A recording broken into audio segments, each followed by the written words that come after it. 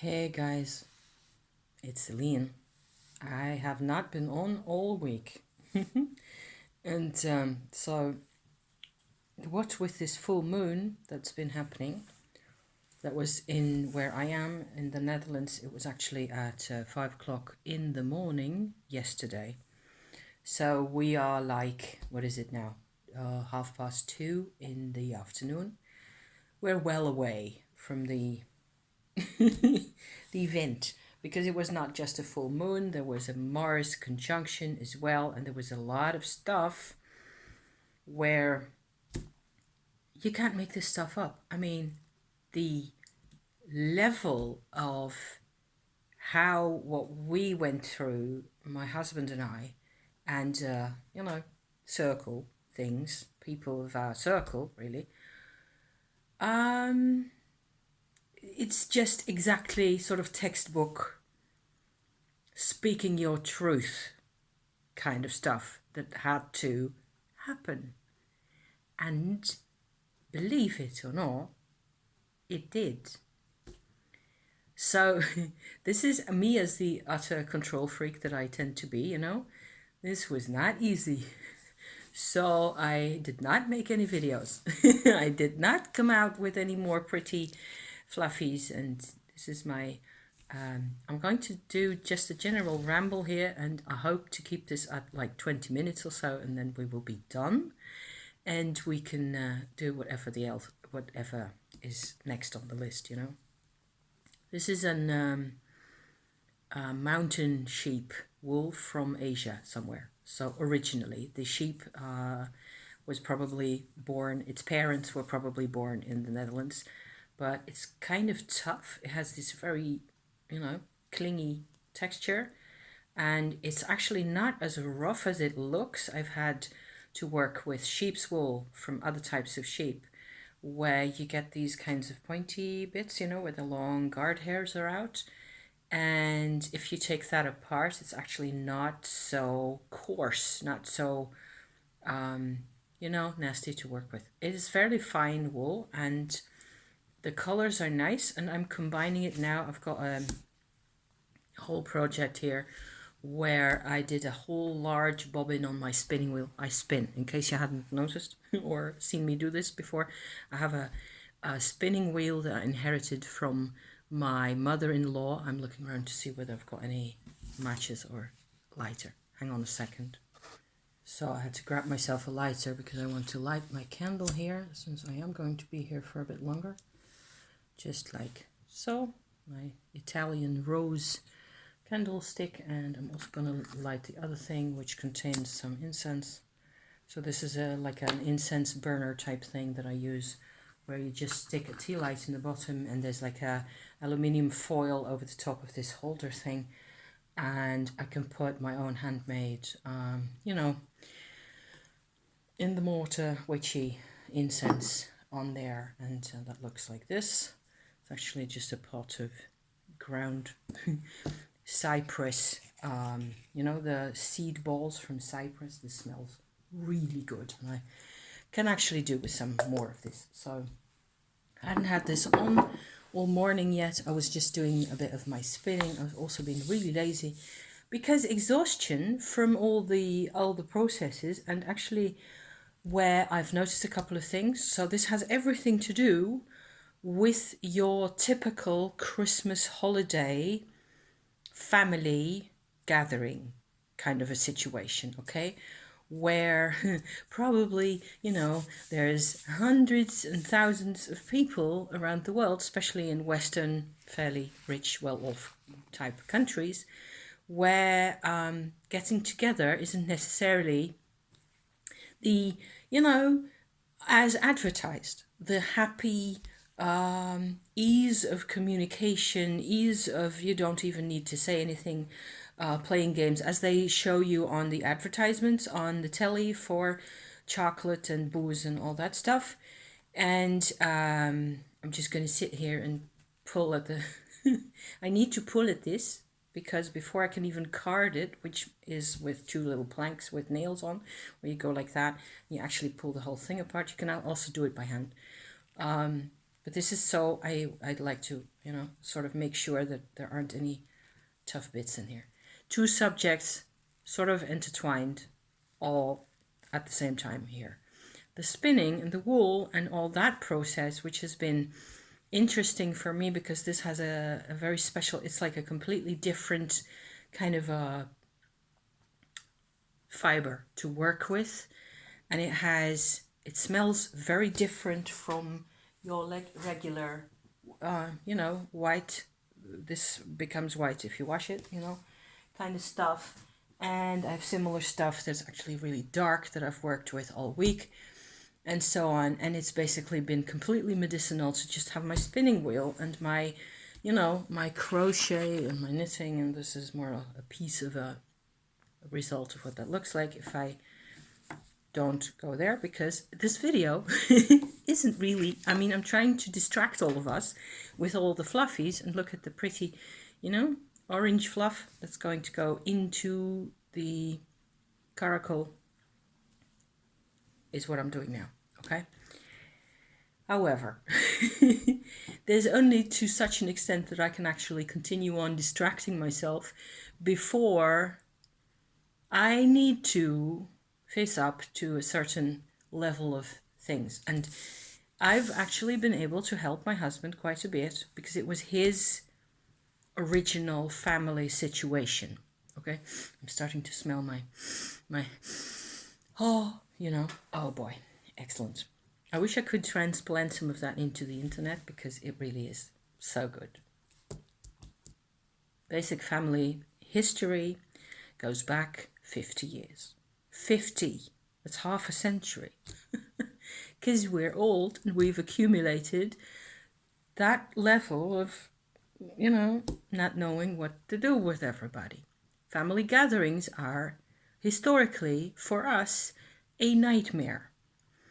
And I, in the process that I am in myself, especially to a large extent for 3/4 of the whole of my life, with my tumo, the Kundalini yoga I'm doing, I am not having it anymore. So, very on point, the moon and the conjunction with Uranus on the full moon last month and the conjunction with Mars this full moon, this recent full moon. It was all, but you just get, you get really stiff in the joints and the, I feel like I have knuckles all the way down, like that. And so does my man. So,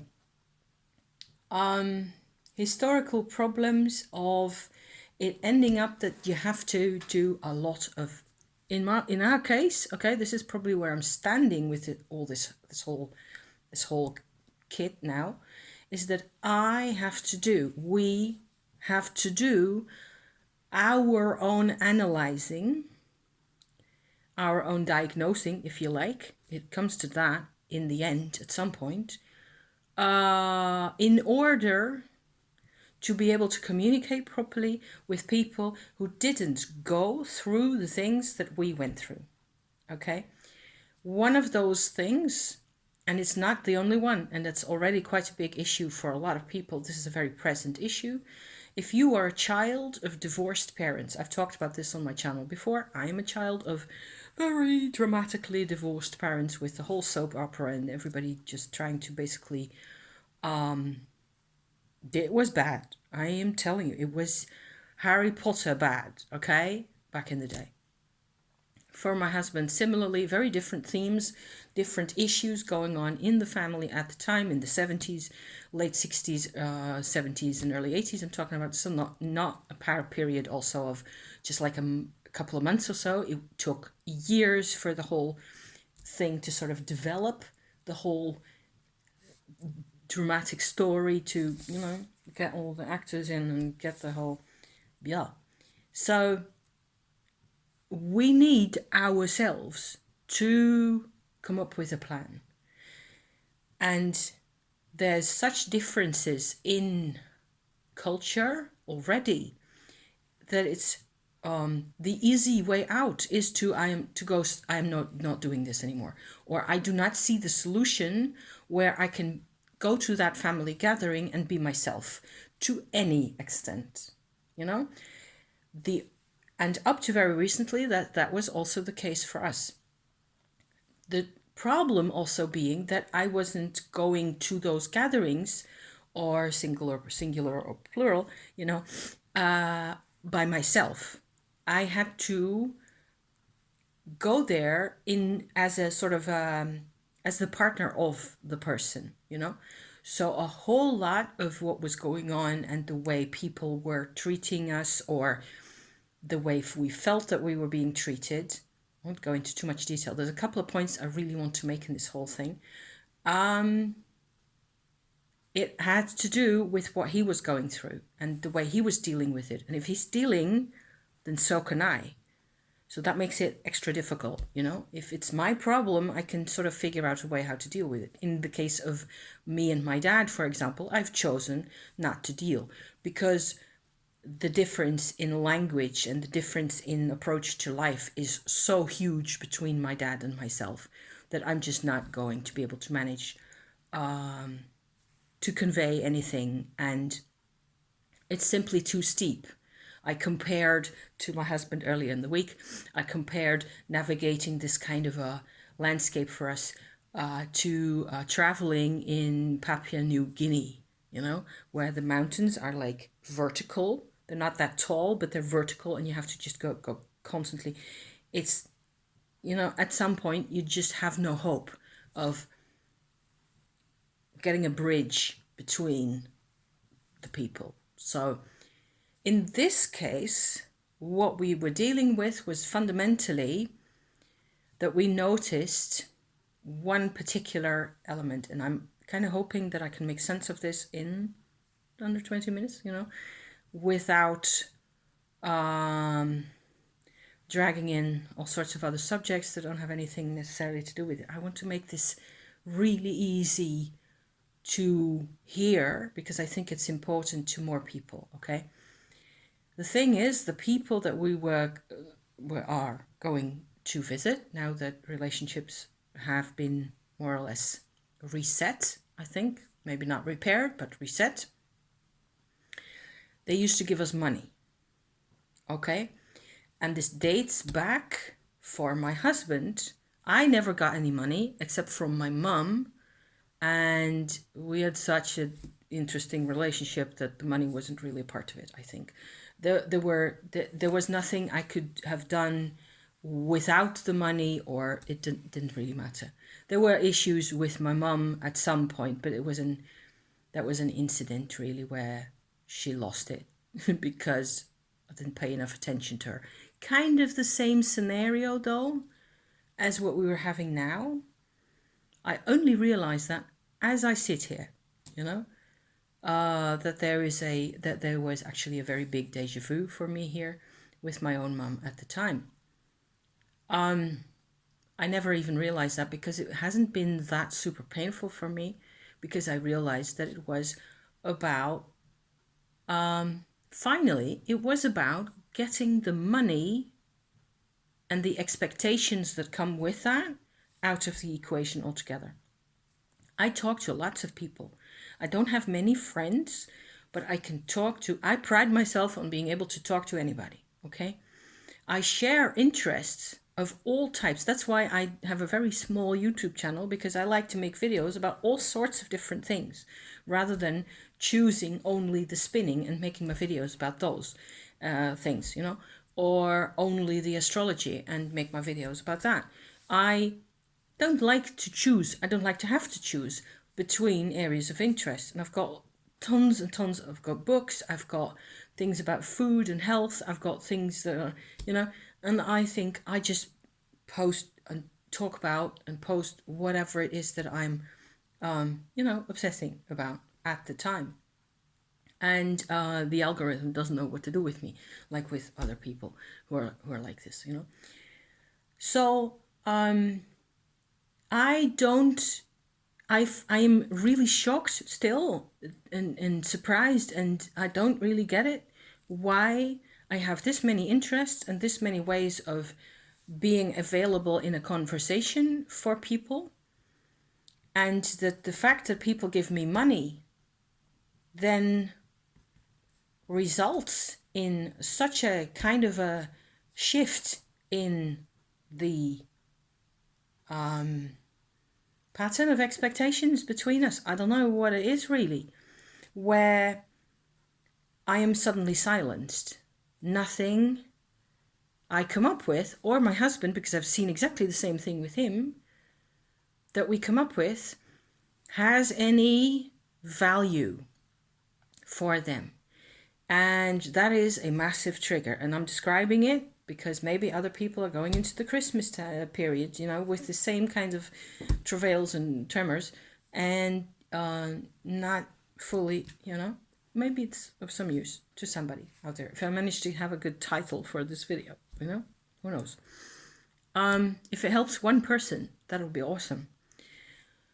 The thing is that I noticed last night, only after my husband finally managed to have it out with the main actor of on the other side, so to speak, and managed to express himself and convey. He had a 1 hour long nearly conversation with this person, and they actually managed to get a lot of truth in there and to bridge the gap, basically. And for what that's worth, for how long that will last, we don't know.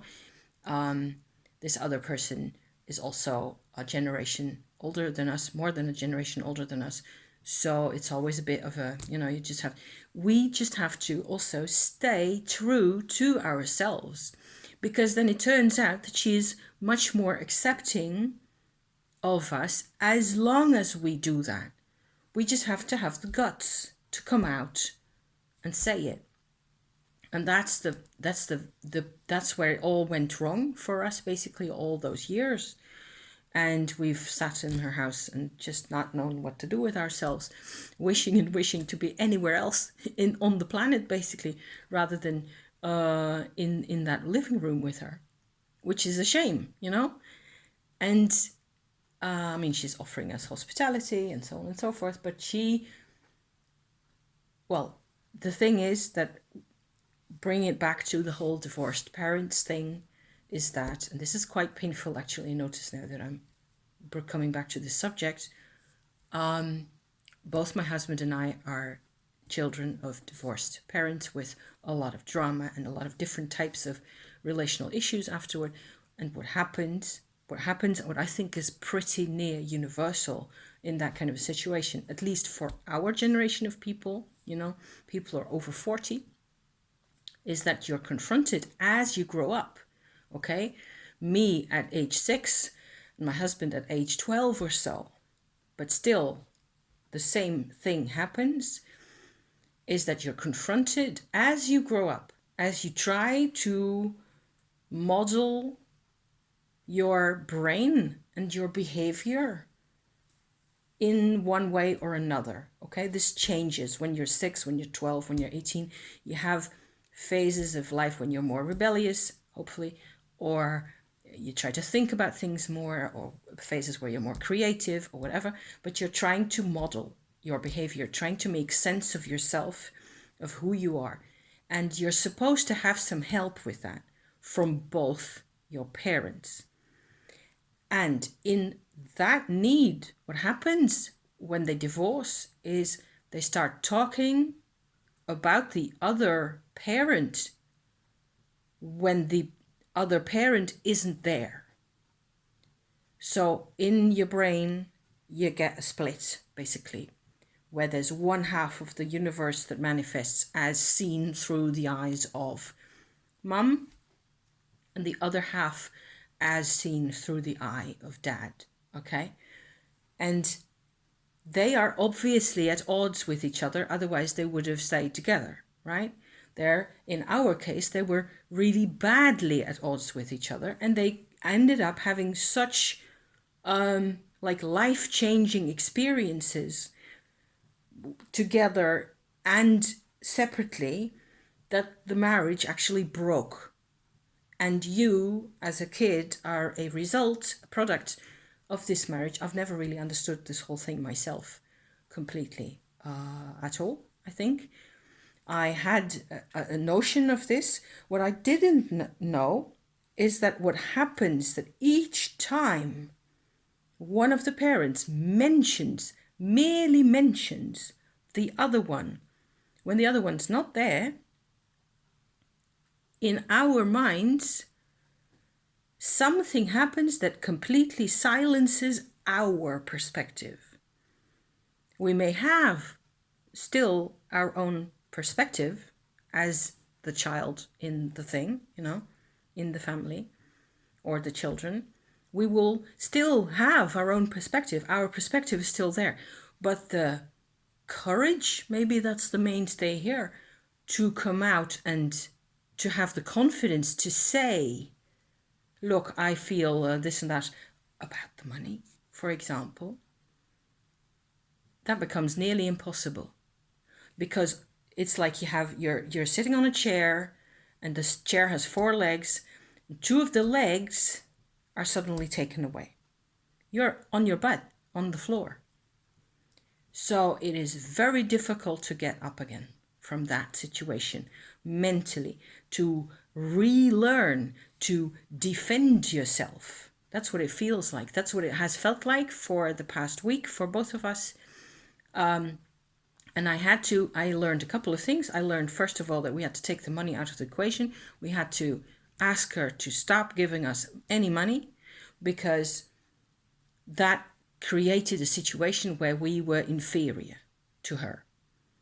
And for some reason, that was just a deadlock. It was like, stuck, arms too stuck to the sides. No movement. So first of all, and the other thing was that we had to learn how to figure this out ourselves. And for me, it meant I could tell my husband a couple of things, which I've done. I've advised him, but I had to let him do his own thinking process through the week, let him decide when he was going to have this final important conversation where he was going to try to put his stuff into words for her, with her, with his mum-in-law, who isn't really a relative of his, it's the second wife of his dad. And so it's very easy to say, like, why even bother, But we have visited them, her and her daughter, my husband's half sister, basically, a couple of times a year. For decades, really. So it's all that's left. My dad-in-law has passed away, my mum-in-law has passed away, and we don't have many other people. So my husband has a 100% brother, not a half brother, but a real brother of the same parents, who lives on the other side of the country, who we also visit. And recently, the sense of inferiority over the past couple of years between my husband and his brother has actually faded completely. And they're equals now. They're realized that they're very different people with different approaches to life, but they value each other as people. And there's hardly any money interaction between them. I don't think so. And so we're free when we visit them, or occasionally they visit us. I remember now that they came over here one time a couple of years ago, when my mom-in-law had passed away, and we had her cremated ashes here, and we went together to a place near a shrine near here to put her ashes out in the forest, where there's a field where you can do that, where lots of people do that.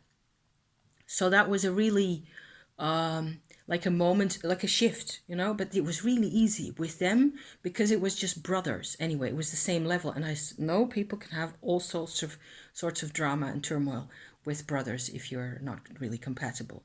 In this case, it was not so difficult. As they talk about work a lot, but there's mutual respect always. And it's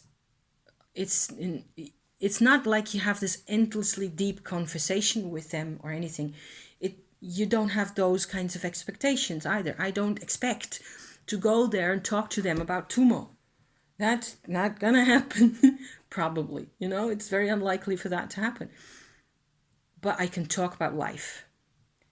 In this particular case, we had let it go for too long because it was convenient to get the money, and it reduced us to silence because we were parked in a situation of kind of dependency, whatever that is, being dependent on this person for money, which has never been the case, because, okay, she helped when we were, after we had our economical breakdown in 2012, she helped a bit, but she was one of a group of people who supported us at the time and who helped us through those couple of years, after bankruptcy and all that.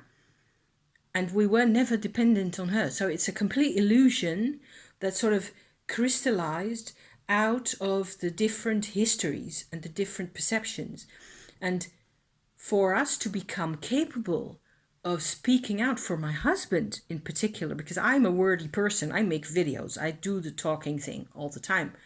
I'm Jewish also, partly, so that helps me to find words. And I've also found words with my, mom-in-law, whatever she is, I found words occasionally.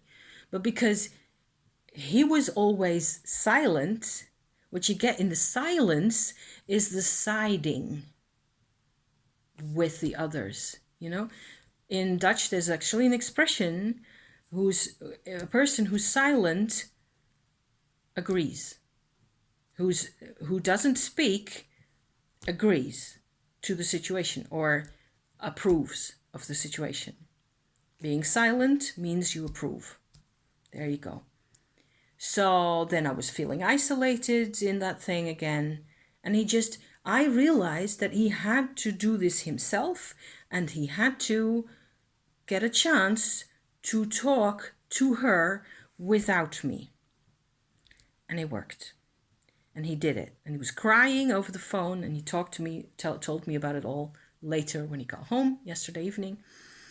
And we're both so relieved, because apparently it's important for us to continue having an interaction and a relationship with this woman and her daughter. It's family, it's people that we care about, actually, apparently. Enough to be willing to go through. And actually, you might also say these people have helped us go through these changes. If it hadn't been for her, there wouldn't have been this reclaiming. That has happened to me before, where people that I really don't like, actually do me a great service by being the stubborn, difficult assholes that they are, So that's what's been going on. It's been really tough. We talked about nothing else all week, in the morning, in the evening, sometimes middle of the night, getting really upset, feeling super frustrated about the whole thing. And as you may be able to imagine, I am going to be super pleased. Tomorrow, my husband and I are going to do a client run on Saturday in another part of the country, driving around, chatting, having coffee and pie, and generally hanging out together in a state of blissful relaxation. Now that this whole thing, Libra ascendant, people, in case you were wondering, Mercury retrograde, and Libra ascendant. So, people pleasing already by nature. But the thing about having divorced parents and the fact that they are constantly, whether verbally or non-verbally, opposing each other, in your actual experience, they can't shut up about it, And what ends up happening is that nobody's really on your side. Nobody really manifests you as part of their life. Nobody has your best interests, etc. at heart. They don't really. They're constantly obsessing in the divorce situation. They're constantly obsessing with each other. And you're just left out of the equation as a child of divorced parents. So that makes it that much harder. So we had to go through all that. So yeah, I hope this makes sense. I hope this is useful, and or enlightening. In light of the Christmas season coming, there may be, you know, factors like this. It's actually possible to analyze the playing field between people, you know. Okay, that's half an hour. I'm done here. Thank you for watching. Thank you so much. And, you know, I hope it's somehow, I hope it's not relevant to you, you know, because, damn, okay. Thank you and have a nice weekend. See you next time, next week. Okay, ciao for now. Bye-bye.